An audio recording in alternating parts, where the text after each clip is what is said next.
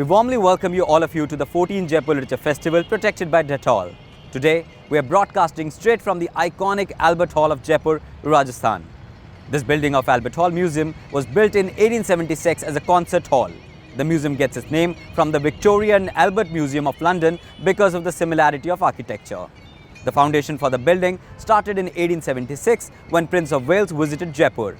When this building was constructed, the royals and government did not have any idea about usage of this building. It was initially used as town hall in 1880. Later, the King of Jaipur, Maharaja Savai Madho Singh II, suggested to use it as a museum for the industrial arts. Later, the hall was used for displaying masterpieces of local artisans. We are thankful to Rajasthan Tourism and Department of Archaeology and Museums for giving us the permission to shoot over here. Thank you so much. This session is presented in partnership with Rajasthan Patrika.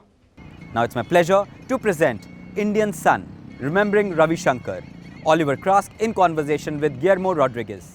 To mark Pandit Ravi Shankar's birth centenary, Oliver Craske has penned a comprehensive biography of the sitar maestro. Ravi Shankar excelled in Indian classical music and played a leading role in its post-independence revival within India, before becoming its pioneering in global ambassador. A childhood immersed in dance and music with his older brother Uday Shankar and the rigorous discipline of learning the sitar under the guidance of legendary Allauddin Khan prepared him for transforming the international understanding of Indian culture from 1954 onwards. Ravi Shankar's creative associations with George Harrison, Yehudi Menuhin and Satyajit Ray, among others, led to worldwide acclaim and extraordinary musical experiments and collaborations. Using rare family archives and fresh interviews, Oliver tracks his professional success and often tangled personal life. In a moving and evocative session, Craske and writer and cultural critic Guillermo speak of Shankar's genius and his profound impact on the world. Oliver Craske is the author of the biography Indian Sun, The Life and Music of Ravi Shankar, and a survey of music photographs, Rock Faces. During a career in book publishing, he also edited titles on numerous subjects from Einstein to the Beatles to cricket and art collecting. Guillermo is founding director of Casa, India, a pioneering cultural center in Spain. He is the author of When Mirrors Are Windows, a view of A.K. Ramanujan's Poetics, and co-editor of Journeys, a poet's diary. Please do comment by typing it into the comment section on your screens. Ladies and gentlemen, presenting Indian Sun, Remembering Ravi Shankar, Oliver Craske in conversation with Guillermo Rodríguez. Enjoy the conversation.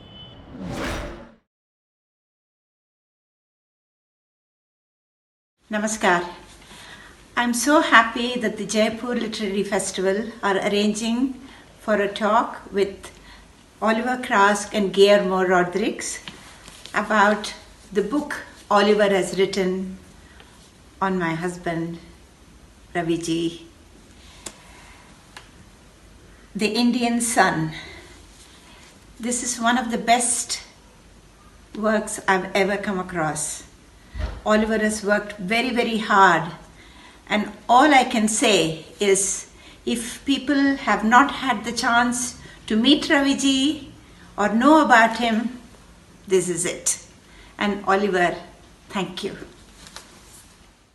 Tell us, first of all, what is the symbol or metaphor, the strong title, Indian Sun, and the connotations that are behind? It's also the title of the session. And what are the significances of the title you've chosen, Indian Sun, Life and Music of Ravi Shankar? Thank you, Guillermo. It's great to be seeing you and in conversation with you, and it's wonderful to be speaking here for JLF. Indian Sun, the name Ravi, of course, means the sun, so that's the first reference there. And he was often, quite often in his life, was known as the son of India, however you want to see that, casting his rays on the world or whatever. But for me, it has an extra resonance, which is that I think that his reputation has become really based around what he achieved outside of India, because he had such a phenomenal success starting from the mid-50s onwards, and particularly in the 60s and 70s, when he really pioneered taking Indian music out to the world, and most famously taught Beatles George Harrison the sitar. He appeared at Monterey Pop Festival, at Woodstock. He was a co-founder of the Concert for Bangladesh. So all these amazing, astonishing achievements. But I think that we're in danger of forgetting that he is at heart an Indian artist, and that I feel that just as important was his influence in India itself. And so that's the theme in the book. Do you think, because now the book has actually been published from the UK, it's paper and paper, if I'm not mistaken, there's a UK edition, there's an American edition, and of course it had to be, so there's now an Indian edition, and I believe there's soon going to be also a paperback edition. Yeah, that's right. When you were working on the book, did you have a particular reader in mind? Is this, because I mean, the advantage of, both of us are kind of outside insiders. We look at, Indian culture and all these geniuses from that perspective, where they contributed, they were bridge builders. But when you were writing the book, did you have a Western reader, an Indian reader in mind? Why do you think it's so important that Indians rediscover Ravi Shankar in his depth, in his range, and also in a lot of facets, that so far could not come out in the way that one would have, perhaps want to do in the sense that we've not had a Netflix series, suppose, say, maybe in the future. We've not had a film on Ravi Shankar. We've not had, we've had autobiographies, but there hasn't been too much or enough writing on Raviji. And considering his popularity, there could have been a host of books. So what do you think was missing? It's a double question. First, do you think you had a particular reader in mind, Indian or Western? And why do you think it's important we rediscover Ravi Shankar in all over the world, but particularly? I wrote it. I definitely wanted to appeal both to people inside India and outside. And I was conscious from the start that this is a big challenge. But I felt that was essential to the story. I had the advantage that I'd known him for the last 18 years of his life.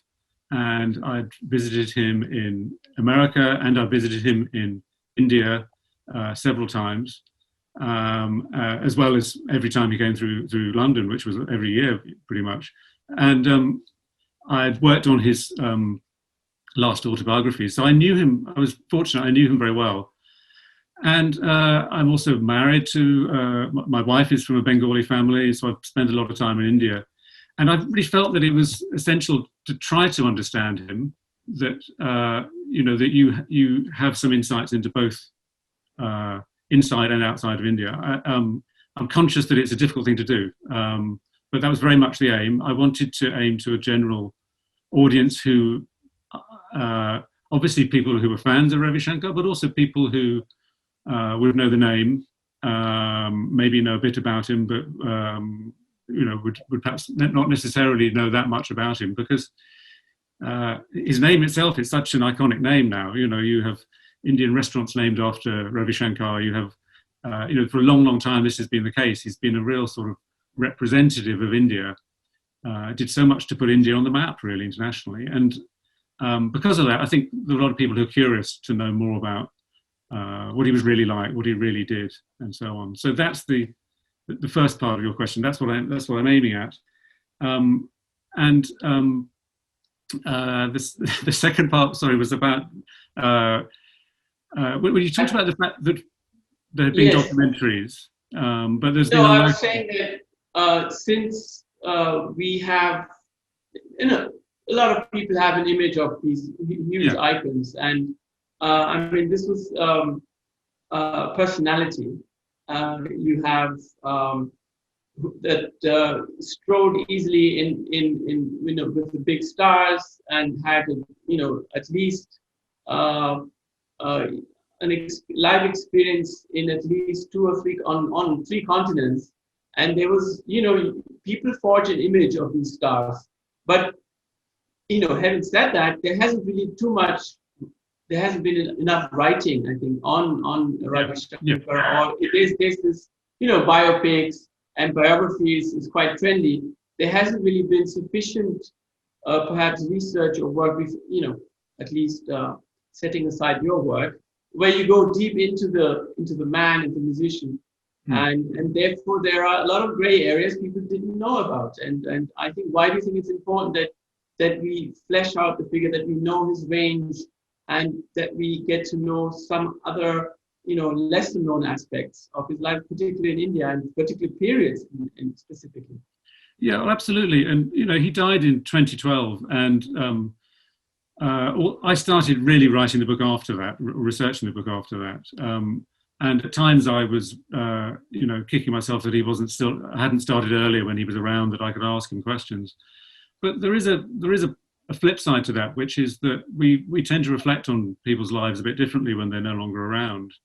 And perhaps we just get a little bit of distance and the ability to think a bit more deeply about the significance of a life. And I did a lot of interviewing of people who've known him, close family members, as well as musicians and friends and so on. And I did find that people, there's a greater reflectiveness when you do that after somebody is no longer around.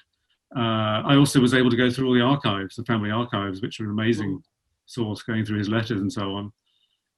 I think that, the time was right for a biography. There have been a couple of good documentaries on him, but not for 20 years or so. And I think, again, that would be timely. I do hope that it happens. It was such an incredible life, as well as being this astonishing musician and all that he achieved as a musician, just as a life. It's so much richness and detail. Maybe we can fish out some, glimpses of his life and highlight some of them. Of course, we're talking about someone who, has the Guinness Book of Records of the longest professional musical career, 10 decades. He was on stage since age 10. I mean, this is 1930. If you really want to do a Netflix series, or no particular special relationship with Netflix. Don't take me wrong. It can be Amazon, HBO, it can be anything. But you could have. I mean, this is an interesting metaphor. You could have like 5 or 6 chapters on his life, in each one of them aspect his childhood, his youth, and then going back, deciding to learn music, and then making himself a professional, building up a professional career, and then as a professional artist who was able to make a living and becoming famous, popularity, then meeting Western artists and so forth, and then what's beyond that we pretty much know. But if you were to draw arches, I mean, one is the east-west bridge, the other one we can say is roots, tradition, and modernity is the other arch or connecting link. And of course there's another one not so well researched or discussed, is the bridge within India, north-south, if you want to call it, between musical traditions of India and between the classical and the folk. So there was a tendency of bringing things together, different strands. So if you were to discuss his aesthetics or what he believed in, what is the, there were lots of ups and downs. There were a lot of it. He had such an intense life, and he had the experience of Hollywood stars, big pop stars, jazz musicians, minimalism, and he had all these, because it was, the 20th century was an interesting century, and he lived it in its fullest, and he was able to meet a lot of people, a lot of women also. You talk about it. Then he moved on into stability. But is there a particular strand? Are there particular strands within that, very, very intense, almost, a workaholic kind of life? Because he toured like, I think somebody should, I had challenged you once to try and find the statistics of how many concerts, how many albums and so on he was able to produce. But if you look at his, because you have the big picture. And when I said there hasn't been enough research, I said there's been a lot of gossip, yes. There have been documentaries, there's an image that he has also forged of himself. But deep research, I think this is the first of its kind. and you've also read his own diaries and his own letters and so on. So is there a particular belief? What did he believe in as an artist, as a musician? And I'm not saying that there was a dichotomy between the man on stage and then the very humble, kind of fragile person he was as a man. But what is the essence of Ravi Shankar for you? I think that there's a very strong connection between what he was on stage and what he was off stage. He was a very sincere man, as you and I have talked about. I think that music was something so deep within him. You know, it was something that had healing powers, that had spiritual powers. And this relates to episodes in his own life that became rather clear to me in researching the book. But that is the kind of the root of him, really. That's where he found his strength and his confidence in life. He did have quite a remarkable childhood as well, but there's a very sad episodes that I discovered that he had suffered from sexual abuse during his childhood when he was growing up in Varanasi.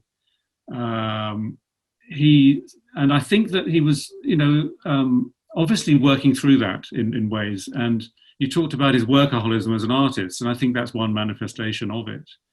But in particular, there was a remarkable episode when he was about 28, when he came close to committing suicide.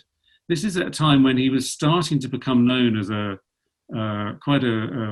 really very much an up-and-coming musician. He was living in Mumbai at the time, and just entered a sort of spiral of despair. And I really became convinced that this was to do with what he'd gone through, the kind of traumas he'd gone through in his childhood, and possibly other elements as well. This was 1948, so it was just after independence and partition, and it's a very traumatic time for everyone in India. And I think that that may have been a factor as well.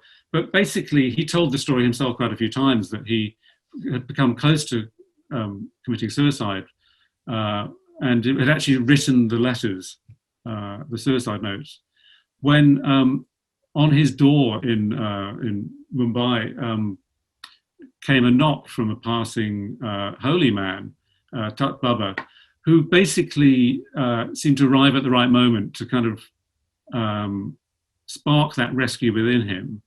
And what he kind of learned from that was that like it's like his prayers had been answered in a way, but that music was the thing that really healed him, and that then gives him an enormous strength, because that's when his career really started turning around.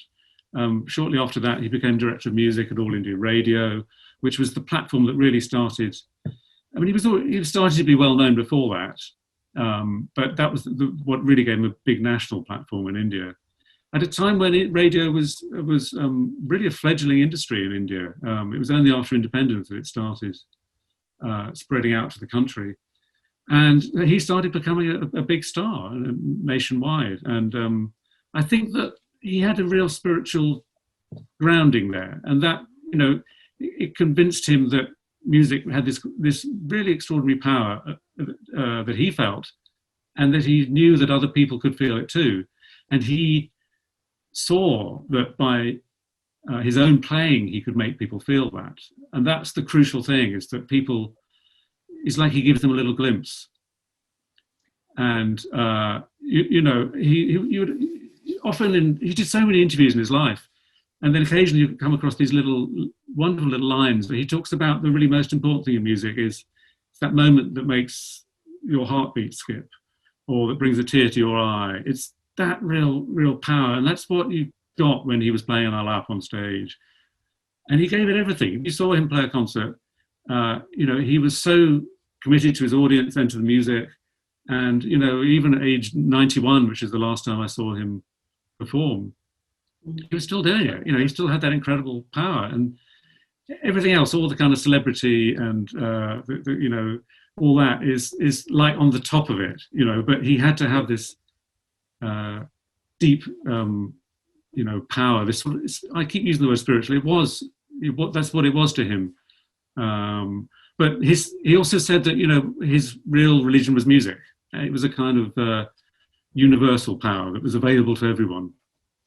So I think that's very interesting because, we come to the revolutionary and counterculture and the pop scene a little later. I can bring that up. But here we are, if we look at that phase, where, of course, he was in his very young age, more of a kind of a dandy. He was in California, being able to meet all these stars. He might have thought, oh, life is easy in a way because he was with Uday Shankar, he was part of the troupe, he was able to live in Paris. I mean, not an easy childhood at all. But as a teenager, maybe he would have thought that it's all about stardom and it's all given. I don't have to work for it. But here we are in his after the phase where he decides to really go seriously and have this ashram life, almost lifestyle, with his guru and Allauddin Khan. Can I just jump in there? Because this is so telling about him. I mean, he had this. His teenage years were spent as a dancer and a musician in his brother's dance troupe, Uday Shankar. So first of all, he had a kind of background that no other Indian classical musician had, which they had great success. They were based in Paris. They toured America and Europe and India as well in the 30s. And so he had all that kind of background as a performer, presenting Indian art to foreign audiences who were not familiar with it. So that's an amazing training and background that he had. This is back in the 1930s. And then, as you say, he meets his guru, Allauddin Khan. And at the age of 18, this is 1938, he makes what is an incredible decision, really. He decides to give up dance in favor of music. Before that, he'd really been... Uday thought he was more likely to be a dancer than a musician. It was, he was really obviously a very talented dancer. But he just started gravitating towards music and especially sitar. Especially after he met Allauddin Khan at 15. And then by the age of 18, he was ready to commit. But that's a big commitment to do at the age of 18. Both his parents had died. His brother Uday Shankar was not really supportive of that, not as a career choice. So this is a real internal strength that he had to, and it was driven by his extraordinary love for music. So I use this expression, he chose the path of most resistance. Yes. Most of us would have probably just continued with the dance career, and he would have been rather successful and famous, perhaps not. But he kind of knew, even at the age of 18, on his own, he knew that was like that's what he should be doing. That was his destiny. I think that's also the strength of your book, Oliver, because you have the history of this particular man, this genius, the artist, how he's shaped, but not just from the descriptive point of view, chronological. You go into the psychology, the psychological elements, which you bring in, but at the same time, you're able to write a cultural history of, the 20th century and all, this kind of dialogue, and whether it's exoticism or Orientalism in the beginning, and then how the West perceives the East also, how the West receives and not really discovers in the beginning, because they don't understand Western music, but there's this kind of attraction towards it, and how Ravi Shankar is part of the story from the beginning, but in different phases, and he had to first of all discover, and this is very important. I wanted to ask you, in this self-absorption, in this spiritual search, which after this crisis he was into, and discovering his musical talent seriously rather than as a dancer. When you go so deep into an instrument, this is the sitar, of course he played also a few other instruments, surbahar, etc. And when you do the Guru Shishya Parampara experience the way he did, and for a long stretch of period of his very crucial period in his life, not as someone that belongs to a Gharana and learns it from his father, as you said, he had no parents. It was a traumatic experience he, being around, almost grown up with his elder brother and elder brother's family.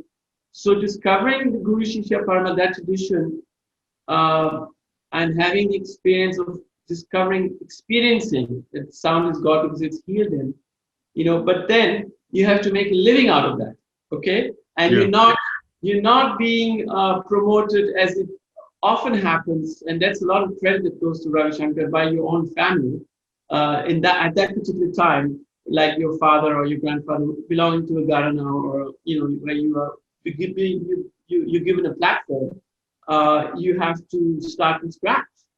So this hardworking belief that you have to make a living for yourself. How do you stride the middle path between the spiritual aspect of something that you can just keep for yourself and something which for which you have to make a living? You want to start a school. You work with. Tell us about that period, the 40s, where he had to make a career out of what he had discovered, and not without. I mean, it's a difficult period. We talk 1940s, and then the Indian independence, placing Ravi Shankar in the cultural history of India. I think it's one of the strengths of your book, and in the cultural history of the West, how the West perceives East, and I think that makes it very unique. Yeah, I think. I mean, as you said, it is a psychological portrait of Ravi Shankar, and I think that's really important in a biography. But it also, I always felt that his life offered the opportunity to talk about India and the development of its history over the 20th century, because he's involved in so many different phases of it, and in presenting India to the world. That was essentially what he did all his life from that time in the dance troupe in the 30s.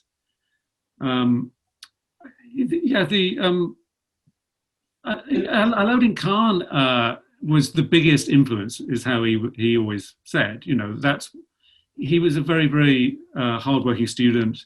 He used to work 16 hours a day at times, practicing sitar in Maihar. And he was there 6.5 years, pretty much full time, studying from him. So he emerges in sort of late 1944 from there. He felt it was time to move on, and he moved to Mumbai at that time. But he had to forge himself a career. I mean, Allauddin Khan was a kind of replacement father in many ways, and so that definitely provided some of the openings that you might have got if you were from a hereditary musical family, which he wasn't. But he had to build that all in Mumbai, and he had to work very hard, and he did it in many ways. I mean, he was quite soon becoming renowned for his sitar recitals, and he would play the music circles and festivals and anything he could. He also started playing. He already started playing on All India Radio by 1940, I think. And that, incidentally, is when he took the name Ravi Shankar. Before that, he was Rabindra. He was a Bengali, of course. And he decided to take this sort of all-Indian name, Ravi. But he was using not just the sitar as a title. So there was radio. He also made his first film scores in 1946. Yeah. He started writing music for stage productions. There was a remarkable production of Nehru's Discovery of India in 1947 that was staged in Delhi in front of all the kind of Congress leaders, and just before independence. And Ravi Shankar wrote the music to that. So he's starting to get a sort of national profile at that point. He also had worked at the Indian People's Theatre Association, which was a kind of avant-garde theatre outfit in Bombay, where many sort of people from the music and film industries were associated in that period.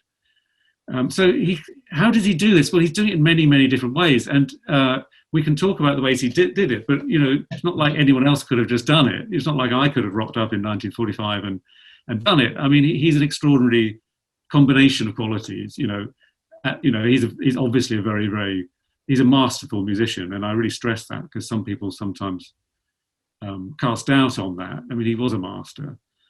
And then he also had this kind of range, and he had this personality that he definitely had a magnetic personality and charismatic. He was eloquent. He spoke good English and French, Bengali, Hindi, of course, and later Tamil. And he was a great communicator. I think that everyone kind of, when they meet him, when they see him, they get it that this is rather a special person. And he had that quality all his life. I met him when he was 74, and immediately I just felt there's a sort of aura around this man. He was very approachable and very warm, but also he had this kind of, you really felt this was somebody.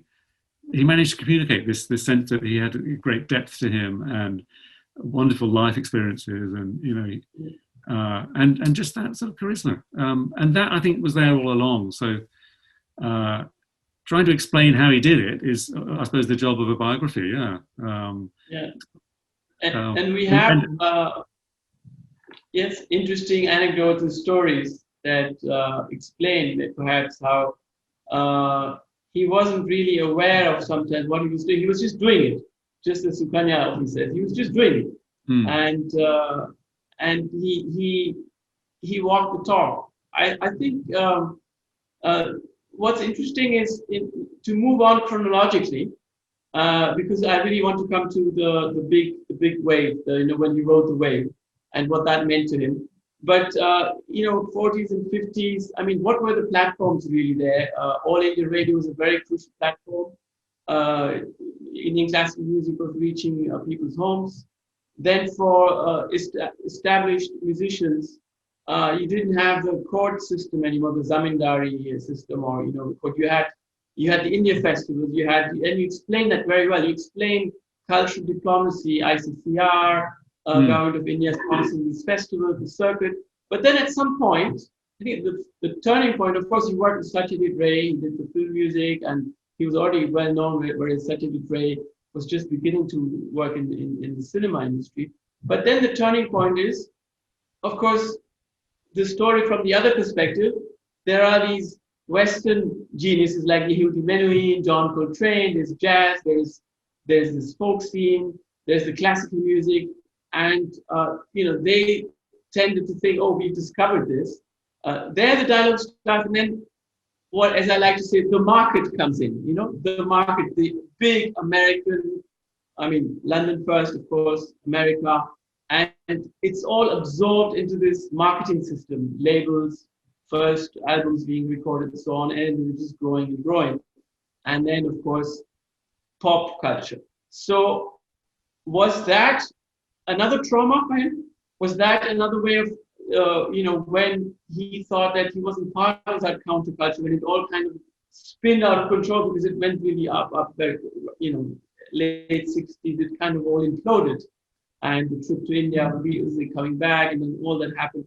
Was that another traumatic experience? Because it's very much there in Raga, also in the film. I don't know if traumatic is the right word for that period. I'm talking about we have to move fast. I'm not saying Western. I'm talking from there, reaching from Yehudi Menuhin to the hippie culture. It's a long, long way. But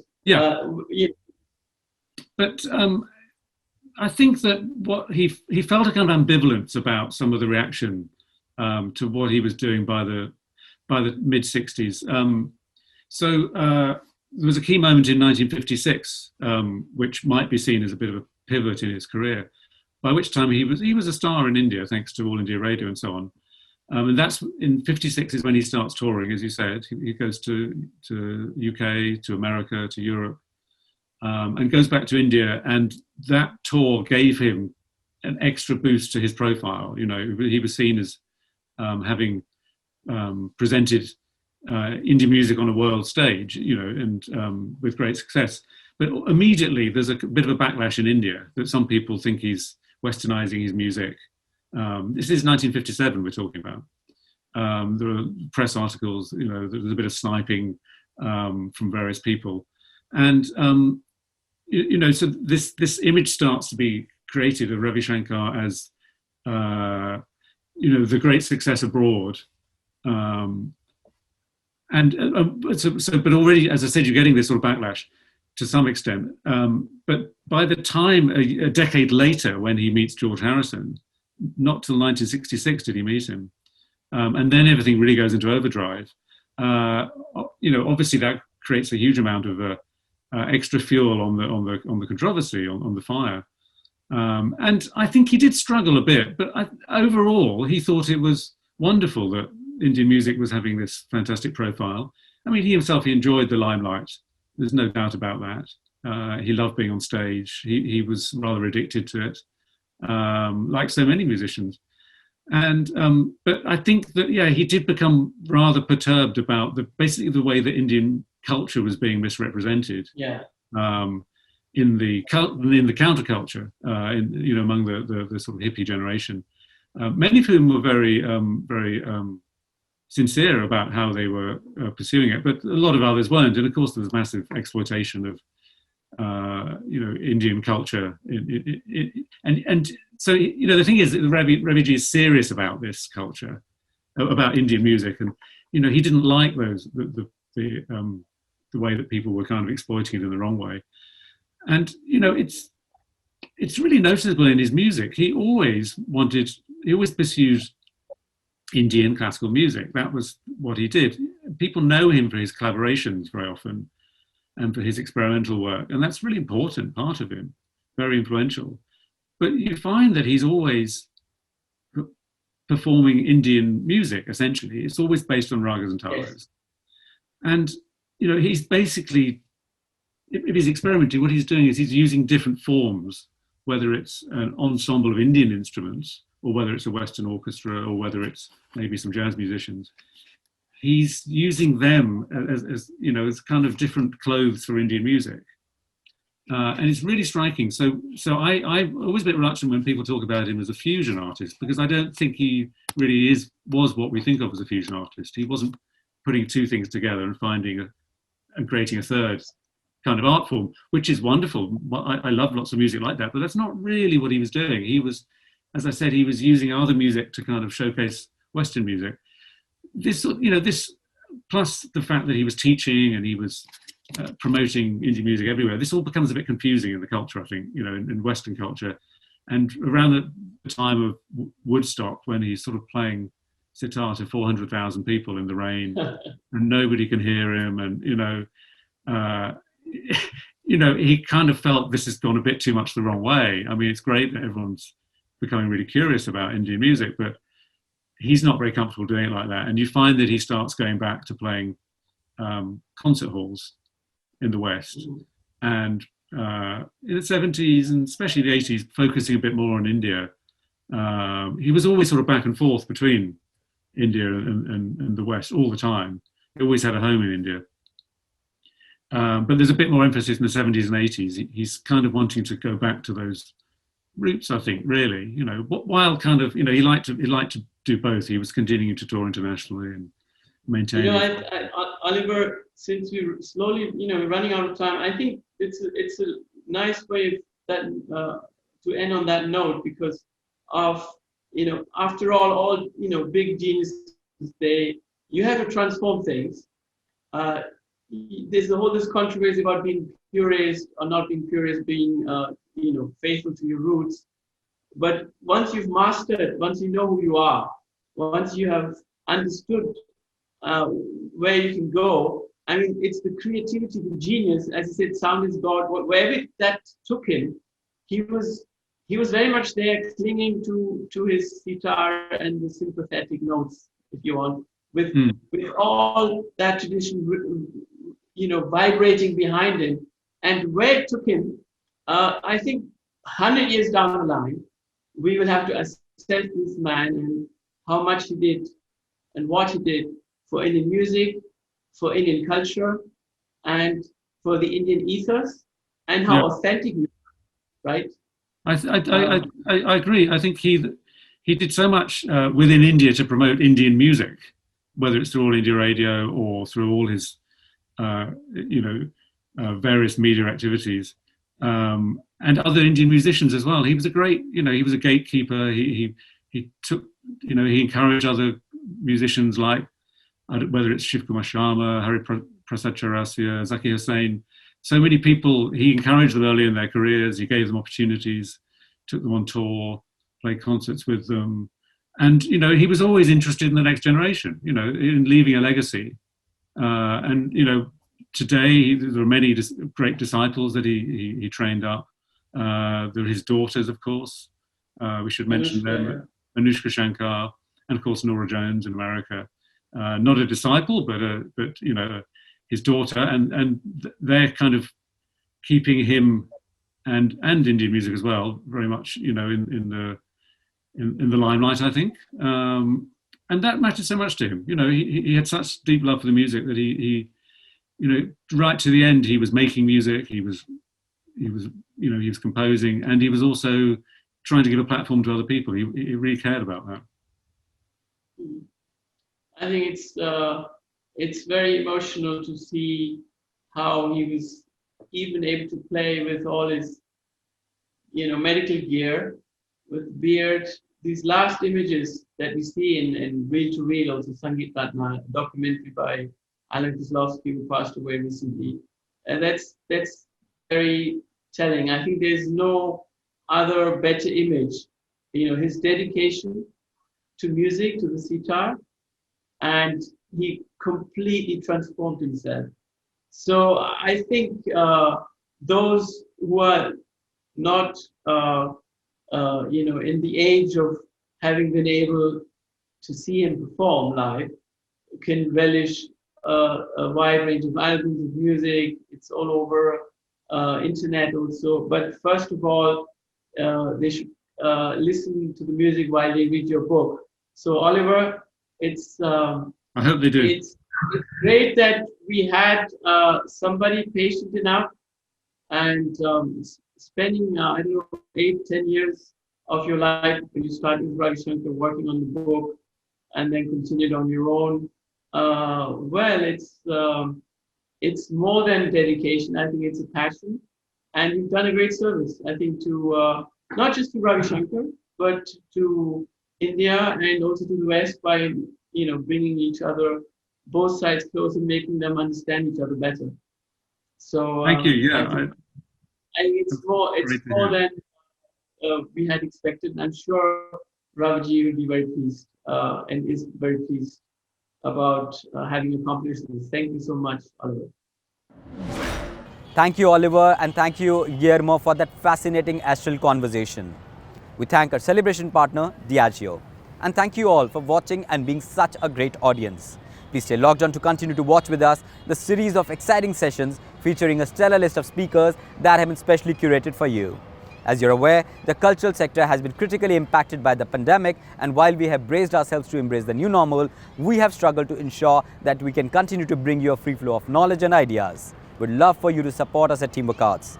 Any contribution is welcome and would help us spread knowledge and ideas seamlessly against all odds. You can also tweet using hashtag Jaipur Literature Festival 2021 and @JaipurLitFest.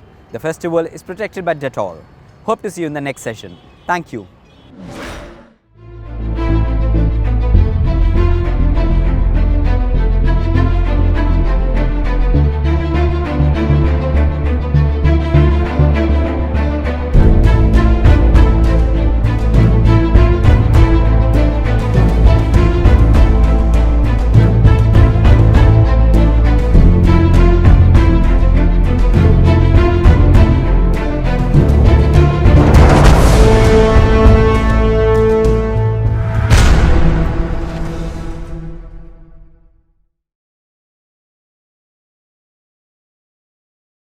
To all storytellers and story lovers, my name is Laksh Datta. I host and produce the Jaipur Bites podcast, where you can hear many of the amazing sessions from the Jaipur Literature Festival. I also produce a few other podcasts, as you can see right here. English, Hindi, fiction, non-fiction. If you see something you like, maybe you can take a screenshot of this right now. I'll give you a second. And tune in later. Find them on your favorite podcast app.